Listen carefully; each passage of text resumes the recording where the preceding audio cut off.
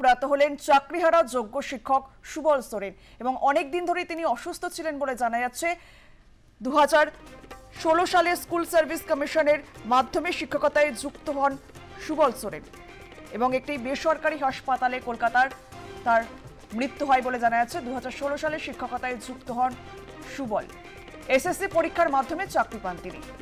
প্রয়াত হলেন চাকরিহারা যোগ্য শিক্ষক সুবল সোরেন। এই বিষয়ে আমরা কথা বলবো। আমাদের সঙ্গে টেলিফোনে রয়েছেন আমাদের প্রতিনিধি নাজিয়া রহমান।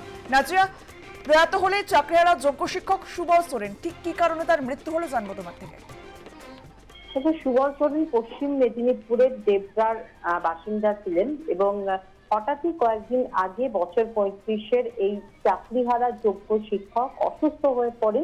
তাকে সেখানকার হাসপাতালে, দেবরা হাসপাতালে ভর্তি করা হয়, কিন্তু তার শারীরিক অবস্থার অবনতি হওয়ায় তাকে কলকাতার একটি বেসরকারি হাসপাতালে নিয়ে আসা হয়েছিল এবং তবুও কিন্তু তার চিকিৎসায় তেমন ভাবে সাড়া মেলেনি এবং চিকিৎসা হাসপাতালে হওয়া সত্ত্বেও তার শারীরিক অবস্থার অবনতি ক্রমশ হয়েছে এবং সকালেই তার মৃত্যু ঘটেছে এবং তার শারীরিক অবস্থা এতটাই অবনতি হয়, তারপরে তার মৃত্যু ঘটেছে এবং এতে শোকের ছায়া নেমে এসেছে শিক্ষক শিক্ষিকা, যারা যোগ্য শিক্ষক শিক্ষিকার অধিকার মঞ্চের যারা শিক্ষক শিক্ষিকা আছেন তাদের মধ্যে। এবং তাদের বক্তব্য হচ্ছে যে এই চাকরি চলে যাওয়ার কারণে মানসিকভাবে তিনি ভেঙে পড়েছিলেন, তিনি মানসিকভাবে ভীষণ স্ট্রেস নিয়েছিলেন এবং তাই তার হয়তো এই মৃত্যু ঘটেছে, এমনটাই কিন্তু দাবি করছেন আন্দোলনকারীরা।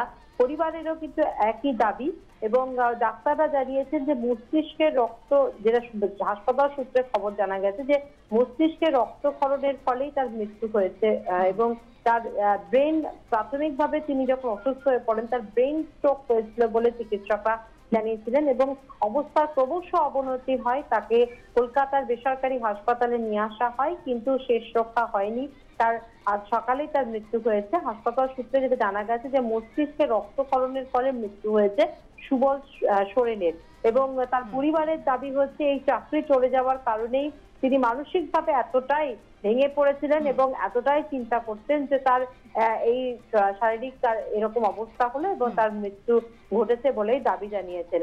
এবং এই নিয়ে কিন্তু ইতিমধ্যেই সুর চড়াতে শুরু করেছেন চাকরিহারারা এবং তাদের বক্তব্য যে এই চাকরি চলে যাওয়ার ফলেই কিন্তু একের পর এক যোগ্য শিক্ষক তারা অসুস্থ হয়ে পড়ছেন, মানসিকভাবে ভেঙে পড়ছেন এবং তার পরিণতি দেখা যাচ্ছে যে সুবল সোরেন বছর 35-এর এই যুবক, তিনি তার মৃত্যু ঘটেছে এবং এর দায় কে নেবে এমনটা কিন্তু প্রশ্ন তুলতে শুরু করেছেন এবং এটার নিয়ে যারা যোগ্য শিক্ষক শিক্ষিকার অধিকার মঞ্চের অন্যতম নেতা মেহবুব মন্ডল, তার বক্তব্য হচ্ছে যে সরকার এবং বিচার ব্যবস্থা ও রাষ্ট্র চক্রান্ত করে হত্যা করছে সুবলকে, এমনটাই কিন্তু দাবি তুলছেন বারবার তারা এবং বারবার তারা এই দাবি তুলছেন যে তাদের চাকরি ফিরিয়ে দিতে হবে। সেই আন্দোলনে তারা সামিল রয়েছেন এবং রিভিউ পিটিশনের মাধ্যমে তাদের চাকরি ফিরিয়ে দেওয়া হোক এবং এইভাবে যে মানসিক যন্ত্রণা এবং মানসিক যন্ত্রণা শেষ পর্যন্ত তাদের জীবন নিয়ে নিচ্ছে